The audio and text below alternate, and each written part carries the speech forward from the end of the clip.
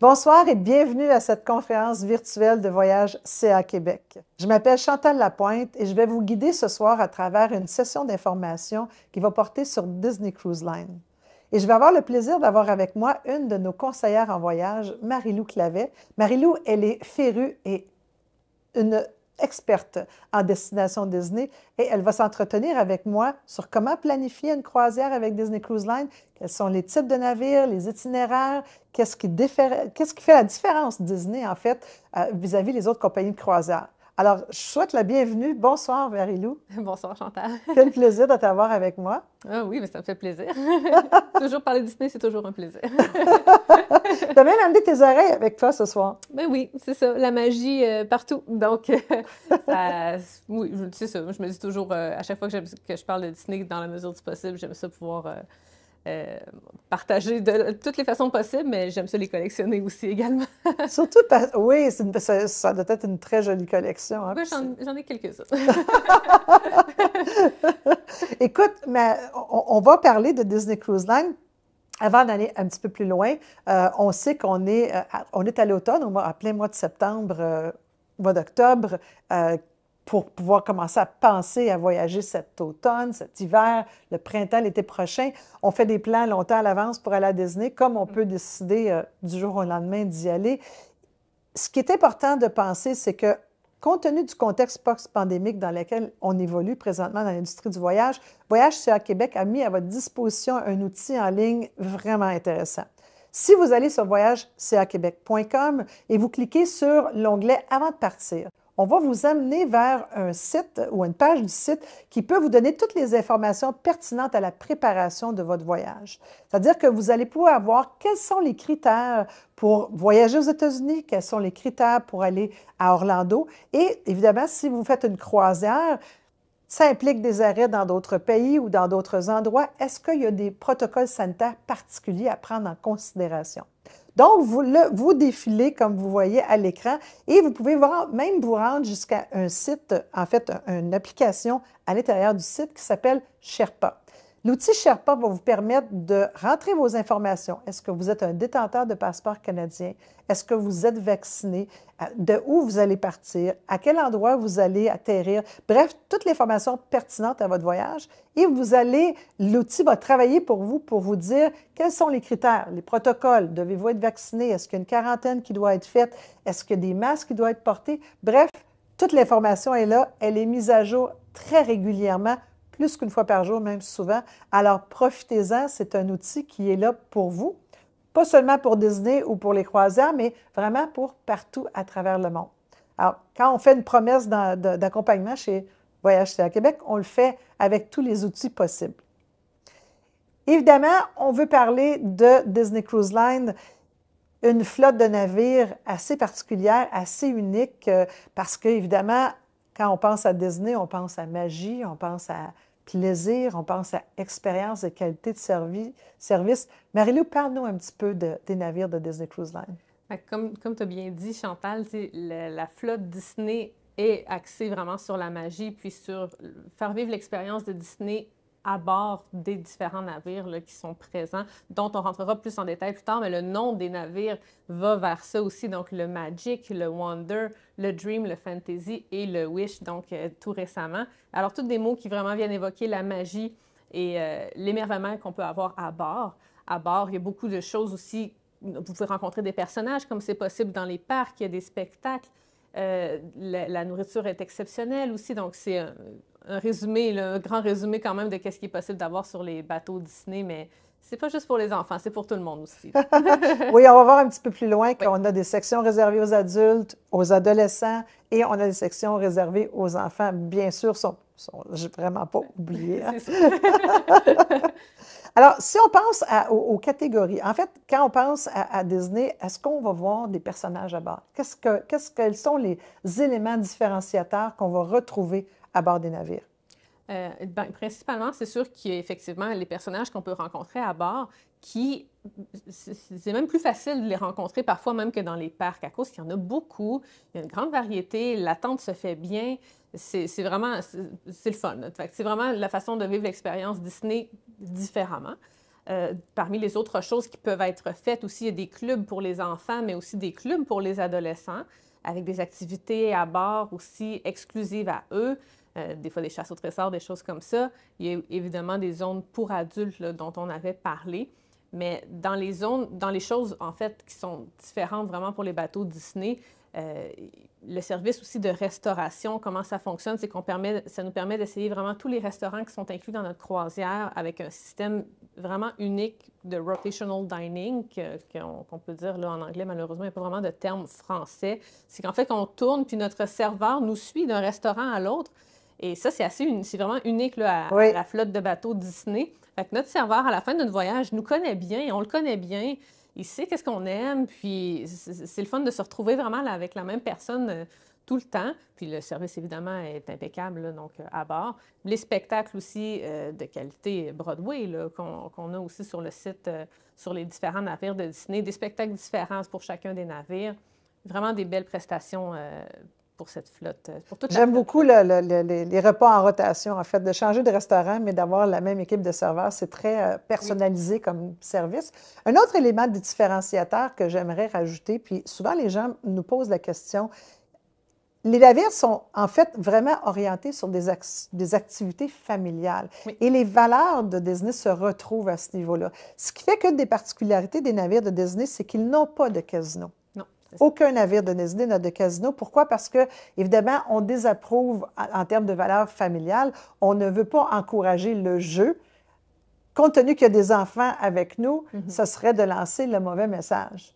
Un autre des éléments qui distingue les croisières Disney, c'est que très souvent, on va se retrouver dans des endroits publics et en général, dans les navires de croisière, on se fait offrir beaucoup d'alcool, hein, des plateaux avec des cocktails, du vin, de la bière. On va retrouver de l'alcool à bord des navires, c'est certain, comme tout bon navire de croisière, sauf qu'il y a beaucoup moins de sollicitation à la consommation d'alcool qui est faite.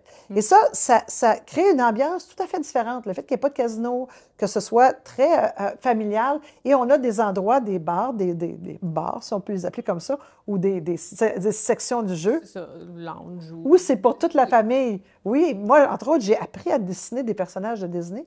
Oui, lors de ma dernière croisière. C'est le fun. Ben, c'est ça, il y a des activités pour tout le monde, là. Pas juste pour les enfants, puis tout le monde peut participer. Nous autres, on avait même fait des petits bricolages d'Halloween, des choses comme ça, en tout cas. C'est le fun. Faut se laisser le côté créatif. Faut suivre la vague, là, sans faire de mauvais jeu de mots, mais oui, bien ça, les vagues, on en a eu assez, là, on ne veut plus en entendre trop parler. Ah non, pas ces vagues-là. Mais vraiment, c'est un endroit axé sur la détente pour tout le monde, puis où, justement, la créativité de Disney va être à l'honneur. Ah oui, vraiment. On a un petit vidéo. J'ai eu le bonheur récemment, il y a quelques semaines à peine, quelques mois à peine cet été, d'aller sur l'inaugural du Disney Wish, donc le tout dernier né de la flotte de Disney. Un navire magnifique. On a un petit modèle ici avec nous et on va prendre la baguette magique puis on va se transporter alors que j'étais sur le pont supérieur du Disney Wish pour voir un petit peu quelle est l'ampleur de ce navire-là en termes de grosseur.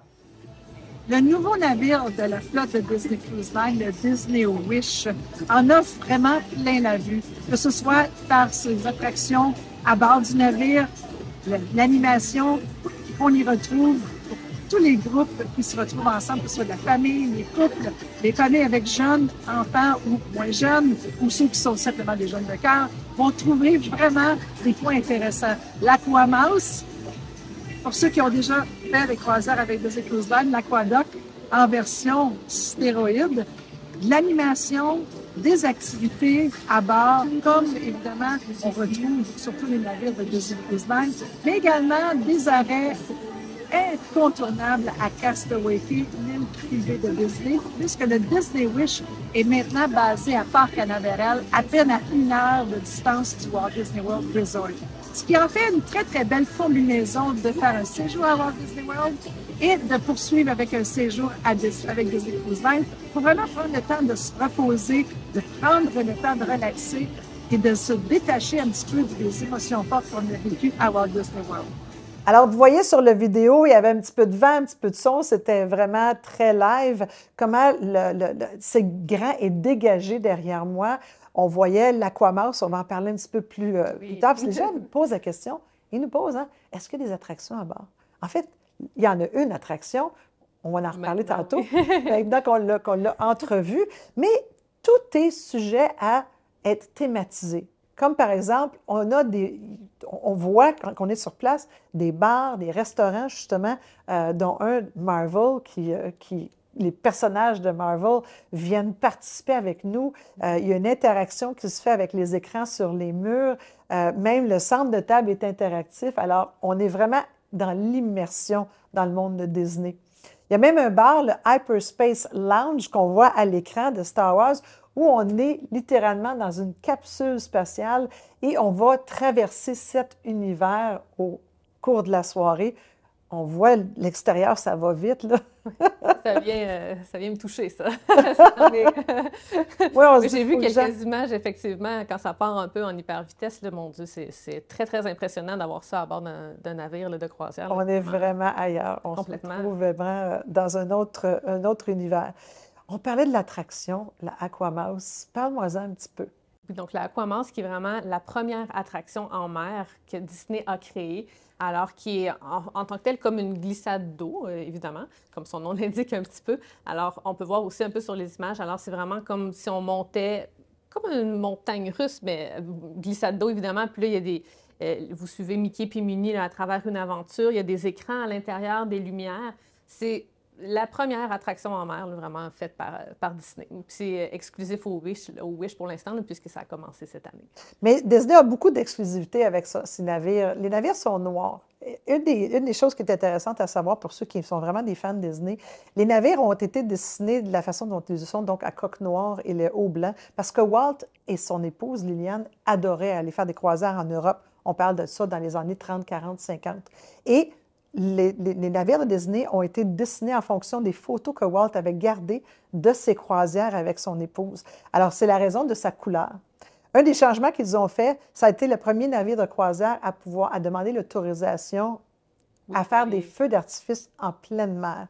Alors, depuis ce temps-là, on retrouve de la pyrotechnie. Donc, le soir, on a une soirée où on a un feu d'artifice en mer.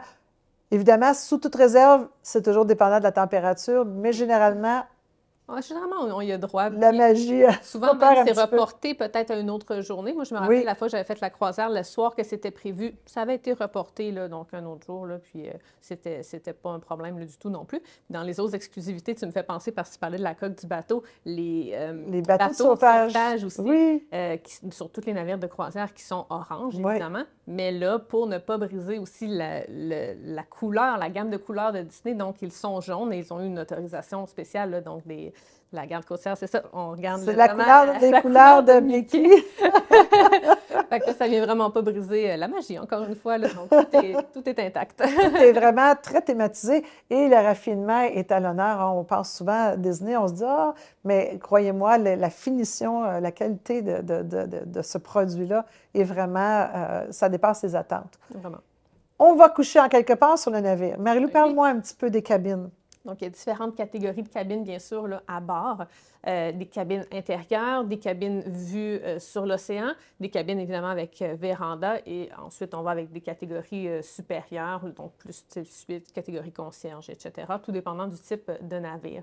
Les cabines peuvent généralement accommoder 2, 4, 5 personnes aussi dans certains cas, avec des lits muraux, des lits escamotables, des choses comme ça.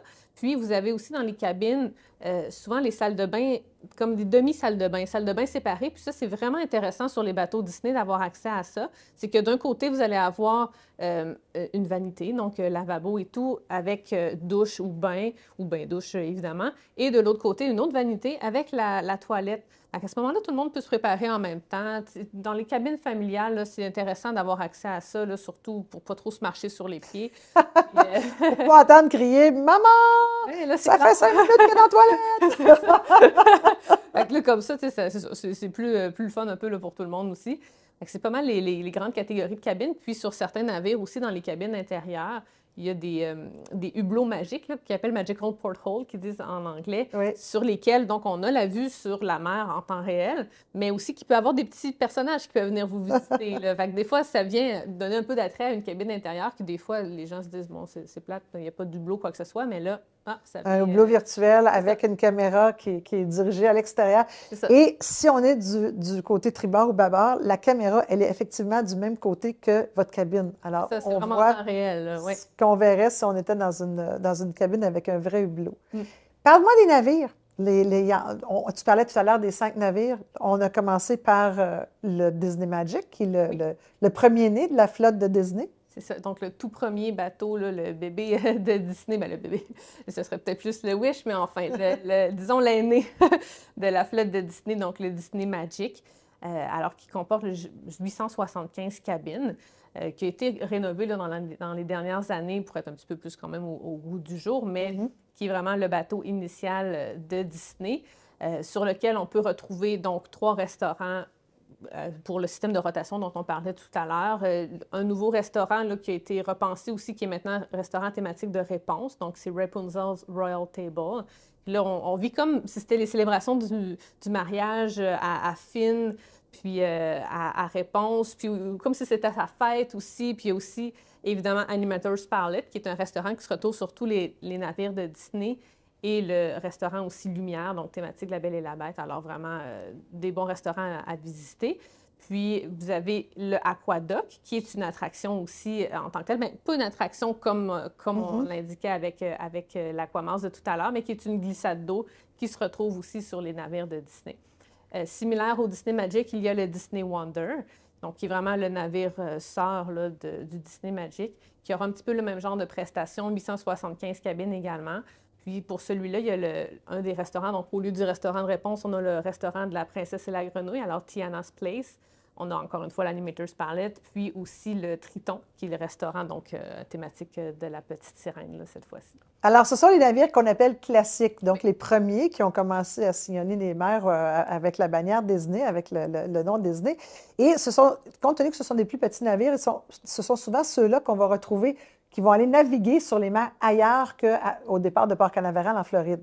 Parce qu'ils sont plus petits, ils sont maniables, ils peuvent aller vraiment, on peut mettre un petit peu plus d'emphase sur un itinéraire moins classique que l'itinéraire qu'on retrouve dans les îles, les Bahamas, finalement, près d'Orlando. Destination. D'ailleurs, c'est le Magic qui était venu à Québec dans les dernières années, qui était venu à Québec puis qui était reparti. Moi, j'étais à bord de ce voyage-là, donc quand c'est reparti de Québec, moi, je viens de Québec.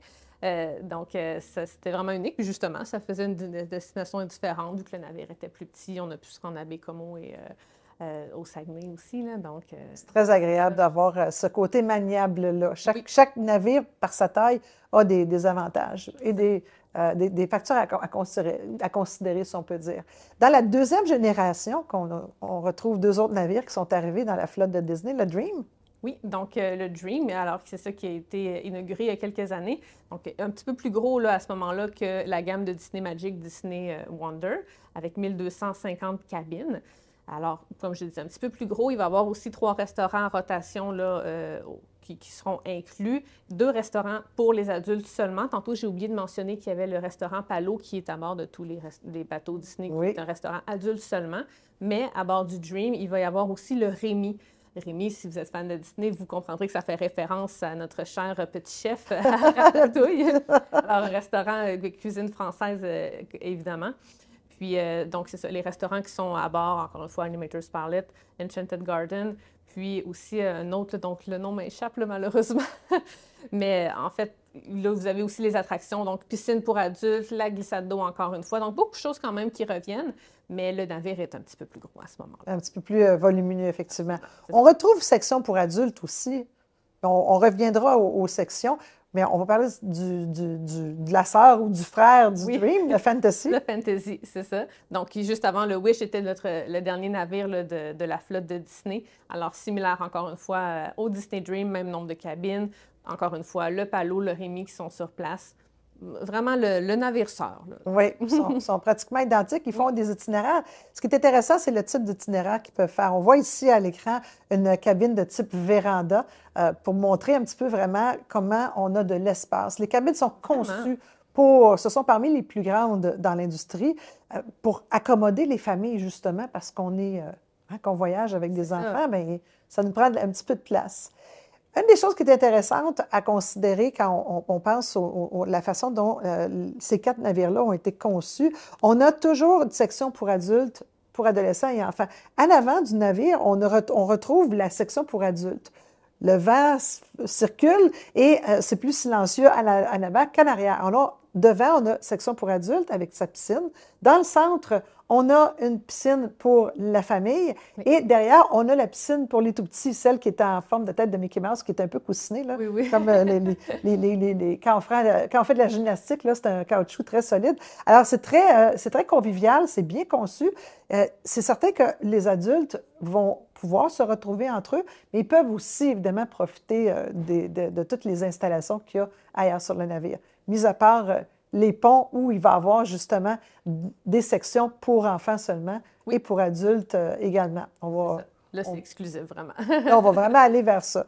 C'est intéressant parce que quand on parlait justement des éléments différenciateurs, Disney Cruise Line a sa propre île privée dans les Bahamas. Et oui. Donc, la propre île privée de Disney qui est Castaway Cay.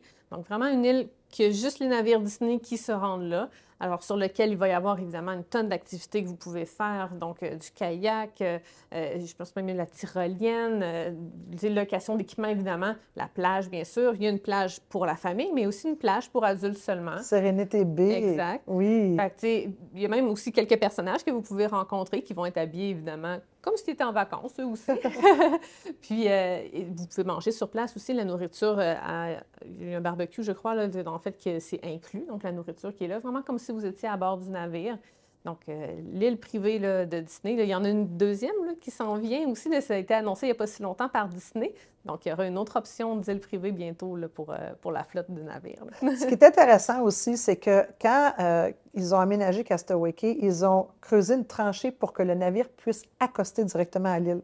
Très souvent, ce qu'on voit dans les îles des Bahamas, ce sont des îles qui ont des pentes très douces avec un sable très blanc. Et pour permettre aux passagers de sortir, de descendre et de monter à bord de façon plus libre que quand on a une petite navette, la tranchée a été creusée et les navires, peu importe leur taille, même le Disney Wish, que vous allez voir, j'ai pris une vidéo lors de mon dernier passage, il accoste directement à l'île. Alors, c'est exceptionnel de pouvoir faire ça. Ça donne beaucoup de liberté et ça donne la flexibilité, justement, d'y aller vraiment comme on veut. Alors, on vous présente le petit visuel. Vous allez voir la beauté du sable. C'est les Bahamas. Hein? C'est extraordinaire. Oui. Située dans les Bahamas, l'île privée de Disney Cruise Line, Castaway Cay, offre une panoplie d'activités pour tous les âges, que ce soit des activités nautiques, la baignade, Serenity Bay pour les adultes seulement, ou encore du magasinage. Quelle belle île! Une exclusivité de Disney Cruise Line pour non seulement les 4 navires dont on vient de parler, mais j'aimerais revenir au début sur le Disney Wish, parce que c'est le tout nouveau navire de la flotte de Disney qui a été inauguré cette année et auquel j'ai eu la chance extraordinaire de pouvoir aller voir, essayer, pour vous. Il faut bien se sacrifier. Ah, le Wish, donc, est toute une autre catégorie dans la gamme des produits de Disney Cruise Line. On a parlé tout à l'heure du Magic, le Wonder, navire plus petit, classique, qui sillonne les mers un peu partout, sont maniables. Le Dream et le Fantasy, un peu plus volumineux, des navires qui sont très axés aussi sur la technologie, beaucoup d'activités qu'on peut faire justement. Écoutez, il y a un rallye qu'on fait à bord et on se promène, puis on peut faire activer les écrans, les cadres. Alors, on va vraiment dans le souci du détail pour les activités. Le Wish, nouvelle catégorie de navire, plus volumineux, on parle d'un navire de 4000 passagers, donc avec des espaces et des aires de vie beaucoup plus grandes, comme vous avez vu sur la vidéo, qui comporte celui-là, le Aquamouse, qui est un petit peu plus technologique aussi. Un navire qui a été très éco-sensible aussi parce que malgré sa taille, Disney a réussi, avec tout le système à bord, d'utiliser, par exemple, du LED, ce qui fait que tout l'éclairage est beaucoup moins consommateur. Alors, on est très sensibilisé à ça et beaucoup de détails qui ne vont pas passer inaperçus. Des espaces beaucoup plus grands, des activités beaucoup plus élargies, justement, des classes où on peut apprendre à dessiner. On a même des endroits où on peut jouer à des jeux comme si on était à la télévision sur un set, sur un stage, et on a des jeux de famille qui se déroulent là. C'est vraiment une destination en soi, finalement. Le Wish est basé à Port Canaveral, donc Port Canaveral qui est situé à une 50aine de minutes de Orlando, où réside le Walt Disney World Resort. Alors, le transfert se fait très facilement de Walt Disney World vers le port où sont les navires, parce que Disney Cruise Line possède son propre terminal à Port Canaveral, et le Wish fait des croisières à partir de là. Donc, c'est l'idéal, comme je disais dans la vidéo un petit peu plus tôt, de faire des 3-4 nuits en combinaison. Alors, si vous n'avez jamais fait de croisière, ou si c'est la première initiation que vous faites à vos enfants ou vos adolescents, c'est une très, très bonne formule de faire, moi je disais, commencez par faire 4 jours à Walt Disney World, 3 jours en croisière ou l'inverse, et vous allez voir justement jusqu'à quel point vous aimez ça. Et c'est après ça qu'on commence à se dire, je vais aller faire l'Alaska avec Disney Cruise Line, je vais faire une 7 nuits parce qu'on est plus familier avec le phénomène croisière en famille. Alors, c'est une belle progression et c'est ce que Disney Cruise Line a arrivé à faire avec l'éventail de produits qu'ils nous proposent. Oui, c'est ça. Ben, c'est vraiment, comme tu as dit, là, le mix de Disney World avec Disney Cruise Line, des itinéraires de 3-4 jours, c'est pas énorme, là, puis c'est bien assez, des fois, juste pour découvrir vraiment le bateau, là, tous les bateaux, n'importe lequel. On peut aller dans les Bahamas, on peut aller aussi donc, dans les Caraïbes. Là, il y aura bien d'autres itinéraires là, qui s'en viennent, l'Europe même, d'autres nouveaux itinéraires qui s'en viennent aussi même dans le Pacifique Sud, retour à Hawaï également. Mais sinon, il faut savoir que toutes les croisières, de toute façon, qui vont dans les Bahamas, c'est sûr qu'il va y avoir un arrêt à Castaway Cay, à l'île privée. Alors, pourquoi pas mixer justement du temps dans les parcs avec du temps dans la croisière. Ça permet d'essayer. Juste 3 nuits, juste pour essayer, c'est parfait. C'est une belle aventure qui commence, puis Oui, ça va redonner le goût. Écoutez, on a parlé tout à l'heure des activités à bord. Et les activités qui sont à bord pour les enfants sont vraiment très, très bien catégorisées avec des animateurs pour chacune des catégories d'âge. On a le Oceaneer Club. Parle-nous un petit peu des différentes sections ou des différents services qui sont offerts pour les enfants. Oui, fait que dans tous les cas, c'est sûr qu'il y aura des activités vraiment adaptées au groupe d'âge qui sera visé là, par les clubs, les différents clubs qui sont à bord. Donc, le Oceaners Club et le Oceaners Lab, donc qui viennent vraiment viser les enfants donc entre 3 et 12 ans, souvent avec des thématiques de Pixar ou de Marvel. Alors, des thématiques qui sont très fortes là, avec les enfants, mais aussi avec les grands-enfants. Mais là, c'est juste pour les enfants là, qui ont droit d'aller dans ces endroits-là. Thématique de Star Wars aussi là, qui est présente dans certains de ces clubs-là. Ensuite, l'autre club auquel on peut avoir accès, c'est le Edge, qui vient à ce moment-là viser un autre groupe d'âge, donc les enfants entre 11 et 14 ans, donc un petit peu plus vieux. Des fois, entre 3 et 12 ans, et là, on peut avoir des enfants un petit peu plus petits. Là, ça va être pré-ado, donc des activités, encore une fois, vraiment plus adaptées à eux. Et ensuite, le dernier club qui est le Vibe. Alors, les enfants entre 14 et 17 ans, des grands-enfants là, rendus à cet âge-là. Faut plus dire que c'est des enfants. Oui, non, c'est ça. On est dans le trouble. Même, là. Donc, c'est ça. Alors, c'est le dernier club là, avant l'âge adulte, donc avec les activités vraiment axées pour eux. Là. Pour eux, oui. Ils ont des salles avec de la musique, des jeux électroniques, vidéo, tout ce que c'est le bonheur. Et je me permets de dire que dans justement, dans le Vibe, entre autres, les adultes n'ont pas le droit d'entrer. C'est ça. Ce que les jeunes aiment beaucoup. Ils ont même certaines sections qui leur sont uniquement réservées. Oui. Et une des choses qu'on me pose souvent comme question, mon enfant, c'est un tout petit. Tout à coup que je le laisse au Oceaneer Club et que mon enfant pleure, qu'est-ce qui va arriver? Tous les enfants, on reçoit un petit bracelet identificateur. Donc, on sait où est-ce qu'ils sont. Il y a une puce GPS dedans. Et quand je dis on sait, les animateurs sont constamment avec eux. Et ils sont dans des zones fermées et sécurisées.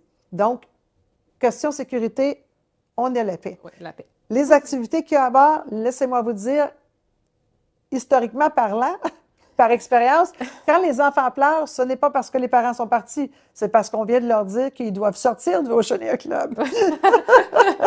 Là, ils pleurent parce qu'ils veulent plus s'en aller. Alors, c'est vraiment une très, très belle expérience. Les animateurs sont des gens qui ont été formés pour justement travailler avec des jeunes enfants. Ils sont habitués et ça se déroule très bien. Oui, oui, oui. Les gens à bord sont tellement gentils sur Disney Cruise Line. Puis des fois, il y en a qui ont peur peut-être de la barrière de la langue, même des fois. Mais vous savez, les enfants, quand c'est jeune, on dirait que ça trouve le moyen de communiquer ensemble. Puis, Une princesse, c'est une princesse. oui, c'est ça. Blanche-Neige, c'est Blanche-Neige pour tout le monde. On retrouve la même chose à Castaway Cay. On voit l'image ici. Donc, tu parlais, Marie-Lou, tout à l'heure, section pour adultes, section pour enfants également. Donc, on va à la chasse aux dinosaures, aux autres dinosaures. Il y a un parcours sous-marin où on peut faire justement aller découvrir des vestiges d'anciennes civilisations Disneyesques, si on peut dire. Alors, on a vraiment de tout là, pour que ce soit sur les navires comme sur l'île également. Oui. Dis-moi, Marie-Lou, ta recommandation, quand on parle de sélectionner les cabines, est-ce que selon toi, on peut arriver à combler les couples également? Là, on a parlé de famille, on a parlé d'enfants. Un couple qui se retrouve, est-ce qu'on peut avoir vraiment une cabine qui va nous permettre d'avoir accès à des endroits uniquement pour nous? Oui, bien effectivement, dans les catégories de cabines, il y a les cabines, peut-être pour les couples, on va peut-être aller avec une cabine véranda pour avoir notre espace aussi sur le balcon, ça peut être intéressant aussi, ou les cabines de catégorie supérieure où il y aurait des accès à des endroits plus exclusifs, mais comme on a un petit peu parlé tout à l'heure, à bord, il y a possibilité de ne pas être constamment entouré de familles ou d'entouré d'enfants si on veut se retrouver seulement entre adultes. Donc, non seulement il y a les restaurants, donc 1 ou 2 restaurants, là, tout dépendant du navire, qui seront adultes seulement, des bars ou des cafés qui seront aussi adultes seulement, puis aussi un espace piscine, espace aussi de centre de remise en forme, spa, centre de beauté, tout ça, c'est adultes seulement. Donc, même si vous êtes seulement 2 adultes, il y a quand même possibilité de vivre la magie Disney là, dans des endroits plus tranquilles, si on peut dire. Là. Absolument. Oui. Merci beaucoup, Marie-Lou. C'était une bonne introduction, justement, à Disney Cruise Line. En conclusion, consultez nos équipes. Vous allez maintenant voir dans le chat un lien qui va vous pousser vers le site web de Voyage à Québec où vous allez retrouver de l'information uniquement dédiée à Disney Cruise Line. Alors, on a une section Disney Cruise Line avec toute l'information dont on vient de parler, comment planifier, plus de détails sur les itinéraires, donc évidemment de comprendre d'abord et avant tout quelle est l'expérience Disney Cruise Line et une fois qu'on a déterminé qu'on veut aller avec l'organisation, bien, on va déterminer quel sera l'itinéraire. Vous allez également retrouver un lien pour pouvoir prendre un rendez-vous avec nos conseillers en voyage, que ce soit en présentiel dans l'un de nos 14 centres de voyage ou encore virtuellement avec nos conseillers qui vont pouvoir vous guider dans votre processus de décision d'achat. Finalement, dernier incontournable et très important. Surtout ces temps-ci. Surtout ces temps-ci, les assurances. Oui. Marie-Lou, qu'est-ce que tu penses de... Est-ce qu'une famille doit s'assurer, puis pourquoi? C'est sûr, c'est sûr. L'assurance voyage, il ne faut pas penser qu'on est couvert ou qu'il ne nous arrivera rien. On ne peut jamais partir, on ne peut jamais être trop préparé, là, en fait. L'assurance voyage, c'est vraiment un incontournable. Donc, que ce soit au moins pour les soins médicaux d'urgence. Après ça, nous, on peut offrir évidemment l'assurance annulation, l'assurance interruption. Puis on peut même, comme on a mentionné aussi, des fois, aller couvrir certaines conditions préexistantes. Donc, si jamais il y a une condition qui vous tracasse un petit peu, qui normalement ne serait pas couverte par l'assurance, on peut aller la couvrir là, aussi pour un montant de 200 000 $. Donc, c'est sûr que ça sera toutes des choses à discuter avec le conseiller qui regardera les assurances avec vous. Mais différents produits là, qui sont possibles là, avec CA Québec. Puis on a notre propre assureur aussi avec qui on travaille. Donc, il est un assureur de confiance, bien sûr. Marie-Lou, merci. J'aimerais juste rajouter, si je peux me permettre, oui, on a des rabais pour la famille parce qu'on vient de parler de Disney Cruise Line. Et selon ce que j'en pense, là, ce que je pense savoir, on aurait un tarif qui est très, très, très avantageux pour les familles. Oui, c'est ça. En fait, pour les familles, il y a un tarif familial qui existe, donc pour les enfants et aussi pour les compagnons de voyage. Donc, il peut être vraiment économique là, de ce côté-là, là, lorsque vous mettez tout le monde sur un même contrat, là, puis que vous voyagez vraiment dans le genre de voyage dont on a parlé. Merci beaucoup, Marie-Lou. Ça fait Bonne grand plaisir. planification. N'hésitez pas à nous contacter. Passer du rêve à la réalité, Oui. c'est le bon moment justement pour en profiter.